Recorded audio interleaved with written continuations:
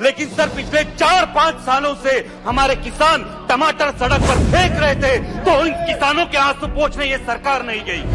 माननीय प्रधानमंत्री जी के जन्मदिन के अवसर पर मेरे चुनाव क्षेत्र के एक प्याज उत्पादक किसान ने प्रधानमंत्री जी को चिट्ठी लिखकर खुदकुशी की, और इसका कारण आपके गलत निर्यात धोरण है, गलत निर्यात धोरण है। अध्यक्ष महोदय, मैं सरकार के खिलाफ अविश्वास प्रस्ताव के समर्थन में खड़ा हूं।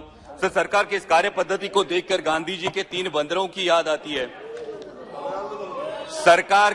सरकार के खिलाफ कुछ भी मत सुनो, चुनाव छोड़ के देश के हालात मत देखो, और विपक्ष के नेताओं को आइस करके उनकी बोलती बंद करो।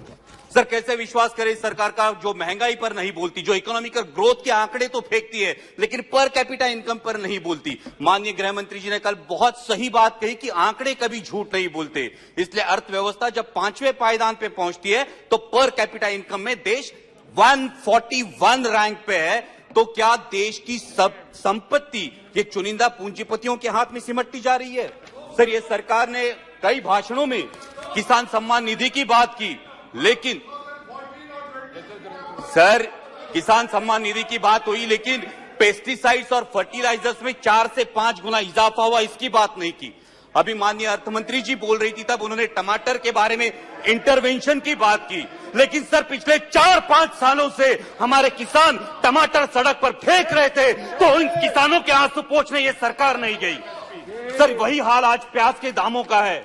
माननीय प्रधानमंत्री जी के जन्मदिन के अवसर पर मेरे चुनाव क्षेत्र के एक प्याज उत्पादक किसान ने प्रधानमंत्री जी को चिट्ठी लिखकर खुदकुशी की, और इसका कारण आपके गलत निर्यात धोरण है। सर, 63 मून्स टेक्नोलॉजी जैसी कंपनी 13,000 इन्वेस्टर्स का, sir last conclude, sir 63 moons technology जैसी कंपनी 13,000 इन्वेस्टर्स का नुकसान करती है, 5,600 करोड़ का घपला करती है, लेकिन फिर भी महाराष्ट्र की सरकार एनपीआईडी एक्ट के तहत उन पर कार्रवाई नहीं करती। ये किसके बलबूते पे, किसके इशारे पे होता है? और इसलिए जो आम आदमी की सरकार नहीं है, ऐसी सरकार पर हमें विश्वास नहीं है, इसलिए मैं अविश्वास प्रस्ताव का समर्थन करता हूं। सर, सिर्फ लास्ट में एक लाइन में कंक्लूड करता हूं।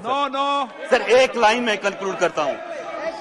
हाल ही में माननीय प्रधानमंत्री जी को लोकमान्य तिलक पुरस्कार देकर नवाजा गया, इसके लिए मैं उनका अभिनंदन करता हूं, लेकिन उसी के साथ याद दिलाना चाहता हूं लोकमान्य तिलक जी की ओर से एक लाइन को, सरकारचं डोकं ठिकाणावर आहे काय, ये आत्मचिंतन होना चाहिए। और इसलिए इस सरकार के प्रति thank you so much speaker sir.